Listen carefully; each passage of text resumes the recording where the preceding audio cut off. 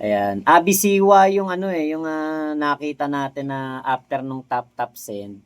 Baka tatalakayin dito yung pagwa 1, 2, 3 sa Grab ni Abi. At itong isisingit, ang di umano'y best friend na babae ni Norman Mangusig na si Abby Siwa, mga kahombre ko ha. Dito may nag-post ho na isang normal lang ho na mamamayan na kung tawagin ay si Ka Elmer Cano, di ba? Kung saan ito ho ang sinabi niya. Yo, what's up? Happy Siwa. Ako yung Grab driver na nasakyan mo kahapon na ayaw mo bayaran. Kapal ng mukha mo, animal ka. Sa halagang 247, hindi ka sa akin magbabayad. Tapos nung hindi kita pinababa, pinagmumura mo na ako. Tinagtad mo ako ng mura. Kung hindi ko pa in-stock ang account mo, hindi ko malalaman, scammer ka pala. Legit ka na scammer, animal ka. May kaso ka, ang dami mong kaso, may mugshot ka pa ron. Na 24 oras ka pa. Hinuli ka pa ng NBI. Tapos sa halagang 247, di mo ka babayaran? At dito, makikita natin mga kahombre ko na sa halagang 247 pesos lang ho mga kahombre ko. Sa atin ha, para sa mga taong nag-grab o kung ano, maliit na bagay lang dapat yan. Lalo na't makakatulong ito sa iyo na hindi ka na masyado mapagod sa biyahe at lalong-lalo na mga kahombre ko, yung tipong bababa ka na lang ng door to door sa bahay mo. Tama? Usually, kapag ikaw ay nakakapag-book ng Grab, ibig sabihin may kakayanan kang magbayad. Tama? Kasi it will take a lot for you, a lot of effort kahit pa paano, may konting effort, di ba? Para lang makapag-book ka ng Grab. So napaka-imposible mga kahombre ko na sa halagang 247, hindi ka makapagbayad. And from the start, by the time na nag-book ka, alam mo na agad na meron kang babayaran na 247 pesos. Do you accept this or not? Diba? Dito mga kahombre ko, makikita ko natin na napakatinding makasalanan itong Abby Siwa. Kung totoo man to mga kahombre ko. Kasi even itong Elmer Cano mga kahombre ko, hindi naman siya nakapagpakita ng kahit na anong ebidensya. Kumbaga, naniniwala na lang tayo sa salita niya. So, hanggat walang patunay, ito'y mananatiling question marks. Pero, meron pa siyang nasabi mga kahombre ko. Sabi mo sa akin, yaya mo na magbabayad. Anong pakialam mo sa yaya mo?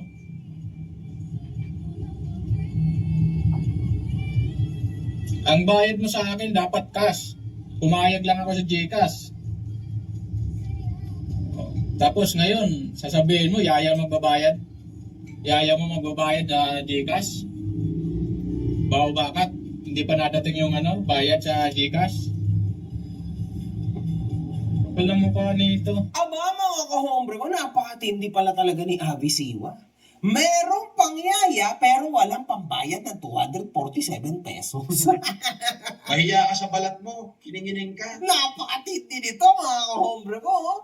Kawawa naman. At hindi pa ho na kontento doon si Abby Di Umano. Kasi pinagmumura pa daw ho ni Abby Siwa itong Grab driver.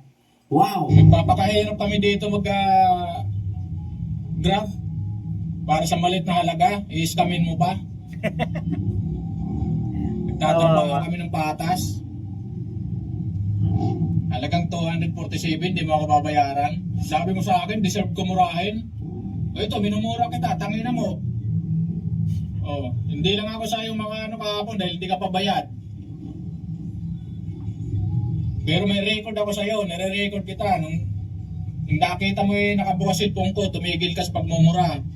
Meron pa kong nasabi. Ang driver! Bisiwit, tsura mo pa lang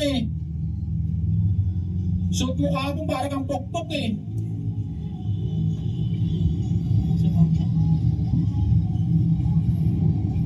Kala mo napakayaman mo.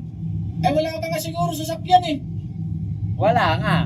Pinikap kita, yung bahay mo parang hindi ko malam, apartment o squatter Sa gulog ka nakatira. Ano bang bahay sa gulod? Diba? Squatter. Huwag ka magyabang. Yabang mo, kala mo, napakayaman mo eh. Grabe yun! Sa isang squatters area lang daw bumaba yung Abisiwa. Pero kung makaasta raw, ay akala mo kung sinong mayaman. Makakarma at makakarma din yan. Oo. Kung ito ho ay totoo, ay isa hong kahiya-hiya talaga. At masasabi talaga natin na ito'y delinquent na tao. At sobrang pangit po ng ginawa niya if ever na totoo man to, mga kahombre ko. Kasi hindi to okay. Para sa akin, mga kahombre ko, kawawa ho ang ating mga driver, grab driver, angkas, o kung ano-ano mang mga driver dyan sa ating komunidad, no? Dapat, madalas, ay nirerespeto natin ang mga ito kasi hindi ho madaling trabaho ito, mga kahombre ko. Diyos ko Lord. Tas, ang mahal pa ng gas, di ba? Grabe, mga kahombre, nakakalungkot lang. Tama ka. Tama naman po. Oo, wala akong mali sa sinabi mo. Sino nga ba ang best friend ni FLM na babae na si Abby Siwa? Abby Siwa is a Filipino model, actress, TV personality, and entrepreneur din, mga kahombre ko, known for breaking boundaries in Philippine media, nightlife, and business. So, nagkaroon din ho siya ng napakaraming movie, mga kahombre ko. Ilang movies din ho ito. Meron na rin ho atang pangalan itong Abby Siwa, no? Pero, paano nangyari na tinakbuhan niya ito sa halagang 200 plus pesos lamang? Isa kang malaking tukmol. At huwag niyong kakalimutan, nito lang ho ito nangyari. Nakunan si Norman Mangusin, mga kahombre ko, kasama si Abby Siwa sa labi ng Sheraton Hotel. Ayan Diba? Ingit ka na naman. At hindi pa ho yun. Meron pang ang Pino, si Norman Gusgusin, kung saan ay pinagtatanggol siya ng kanyang mahal na kaibigan na si Abby Siwa. And one more thing, kahit siraan niyo pa yung tao, kahit ano pang sabihin niyo, I don't care and hindi mababago our friendship. Okay? Kahit idamay niyo pa ako dyan, wala akong pakialam. You know, I'm not fucking scared of any of you. Never will be. And, that's it. Basta ako maganda. Kasi FLM, guwapo. End of story. Diba? So I'll answer this once and for all you curious minds and all the chismoso and chismosa na walang magawa in the Philippines. I'm not dating Mr. Francis Leo Marcos, or aka FLM, aka Norman Magusin. Okay? We're just friends. And forever will be. And wala akong pake sa inyong lahat. Bow.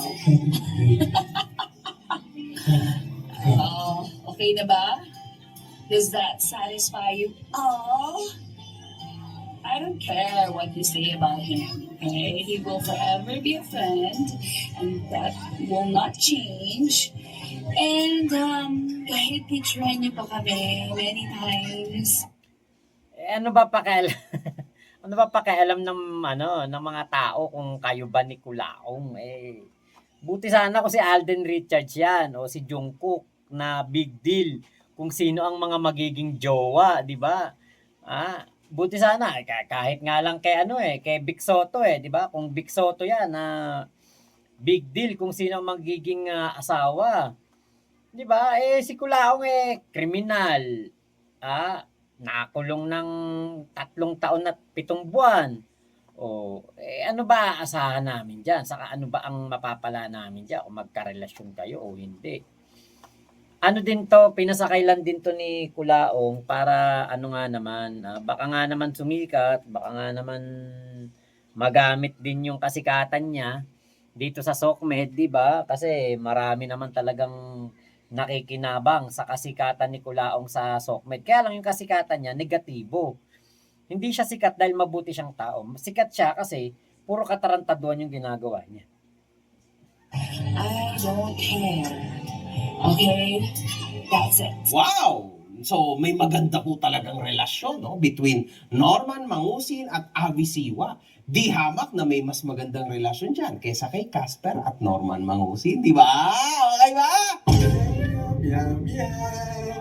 Anyway, mga kahombre ko, dahil sa kalokohan na pinost na to ni Norman Mangusin, ay sumagot naman ang bidang-bida na si FG, kung saan bigla siyang naglabas ng kung ano-anong katarantaduhan, di umano, ni Abby Siwa, mga kahombre ko. Ayan o.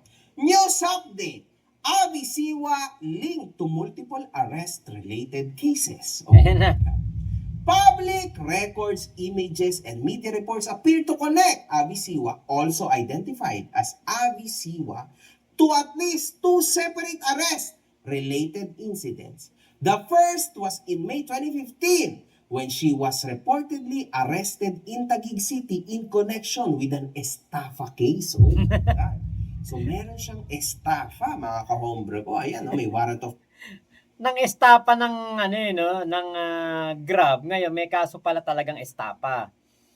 Pero binayaran naman daw yung Grab. Pero ibig sabihin, 'di ba? Parang maisip mo, sanay na pala talaga 'to. arrest, booking photos, and an arrest information page. May case number din, mga kahombre ko. Pero noong 2015 pa ito. The second incident was in 2020 when she was reportedly arrested by the NBI during an operation involving the alleged illegal sale of COVID-19 rapid test kits. Reports also mentioned an estafa complaint tied to the case. So, napakatindi nito, mga kahombre ko. So, aside from this arrest, Abby Siwa has also been linked in past media reports to other controversies and fraud-related allegations, although some of these were disputed or denied. Okay? At this time, the publicly available material reviewed shows reported arrest charges and allegations, but does not clearly confirm any final conviction. As always, arrest does not automatically mean guilt, and case outcomes should be verified through official court records. So, tama naman, mga kahombre ko, no? May point naman si Food Genius kasi in the end, mga kahombre ko, hindi naman porke, no? Ikaw ay nakuhaan ng mugshot, ibig sabihin nun, mga kahombre ko, ikaw ay isang malaking kriminal na o matinding kriminal kasi hindi ka pa convicted niyan. Hindi ho natin pwedeng i-convict ang isang tao unless proven guilty by the court, mga kahombre ko. Tandaan niyo yan, kahit merong ganitong klase ng mga mugshots, hindi ho ibig sabihin nito, yun na yun. Diba? So, ayun lang, mga kahombre ko. Pero, para sa kanya, no, na maaresto ng dalawang... Actually, na-dismiss yung mga kaso nito. Na-dismiss o na-acquit. Basta, ano yan, napatunayan na inosente siya. beses, medyo... Parang yung sa estapa, yun sa estapa. crazy to, mga kahombre ko. Hanap buhay niya yan eh. Pero, eto na talaga ang tunay na content for today. Naalala niyo naman siguro, Ayan, dito muna tayo kay Abby Siwa. Talagang yun nga, na topic natin yan. Birds of the same feathers, flock together. Parang ganun yung datingan nitong dalawang to. Tingin ko, matibay talaga samahan nitong si Kulaong at si Abby Siwa. Kasi nga po, pinapabigyan ito ni Kulaong ng 500,000 kay Inay Mary Ann. At ito daw ang lumakad ng kanyang pagkaka-VIP treatment doon po sa loob po ng BJMP. So, etong si Abby Siwa, ang tingin ko ay meron siyang mga contact sa loob ng BJMP noong time na yon, at ito po ay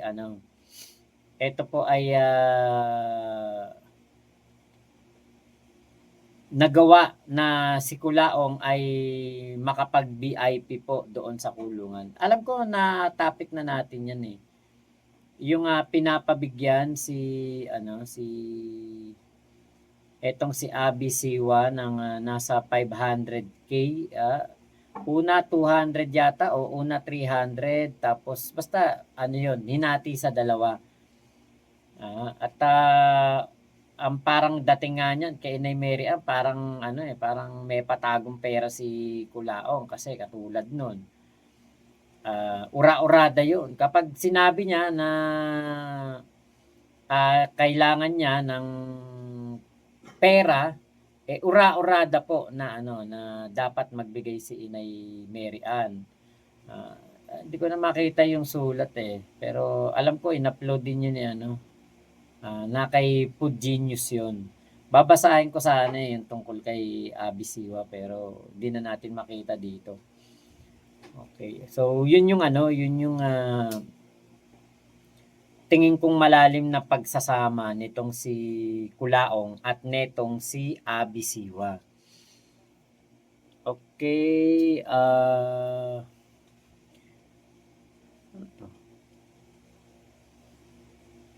Ate Agnes, nakakapanghinayang nga, nagbibigay kung sa kasino lang dadalhin, di pa din sila nagigising. Kuya Henry, pang internet, pang kuryente, pang bayad tubig, Boss Mac, tama, di ba? Pangkain pa. Mami Susan, maraming nainggit sa iyo noon, lalo na sa mansyon. Kaya nga, di ba, nung umalis na kami, si Lemur ang nagkamal ng ano nun eh. Kaya lang, ala din nangyari kay Lemur, hindi din umasenso. Green Dinosaur, di ni-like ni Boss MG comment ko, tampo ko. Okay. Ate Erlinda Balatukan, umiiyak. Bakit po? Ate Agnes, tama, diretso sa pambayad ng kuryente, tubig, etc. At least totoo sinasabi. Saan talaga pupunta? Hindi sinasabi na pang-humanitarian. Yung pakulay sa akin o kita ko noon, syempre naman. Mami Susan, grabe kapal naman, mahal ang gasolina, kawawa. Mga driver, dito lagi ako inaabangan kasi nagbibigay tip. Oh, wow. Galante talaga si Nanay Susan. Kuya John Nahib, ayan, hello po. Ate Glenn, kaya nga po, halagang yon di nagbayad. Diba? 247 lang. PJ, si Kulang dapat makulong at doon na lang manirahan sa hoyo habang buhay. Hindi naman. Hindi naman habang buhay yan, tingin ko. Makakalaya pa rin yan. Andy, shoutout from Japan. Kay Mami Susan, pag nagpasama ako sa mall, private 1K ang bigay ko.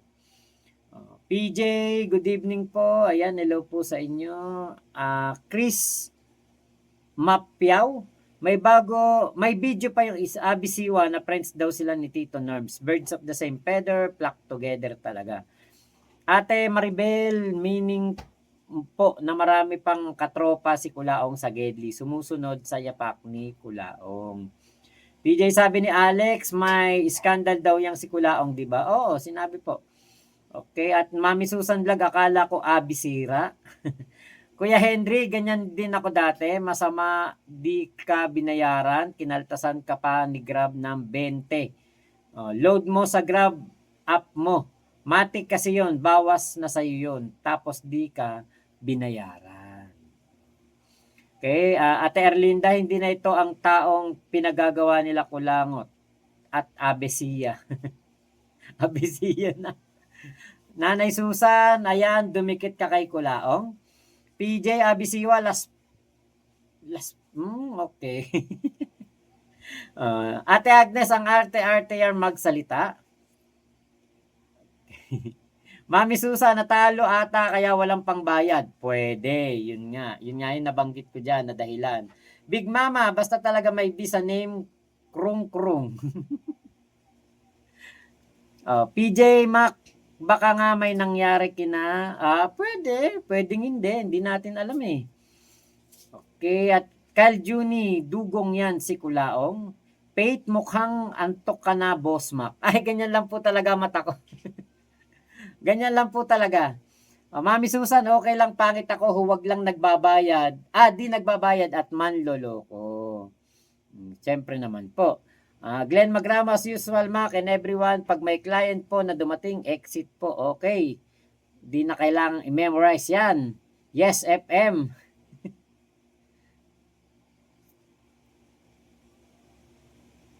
Nasaan na ba?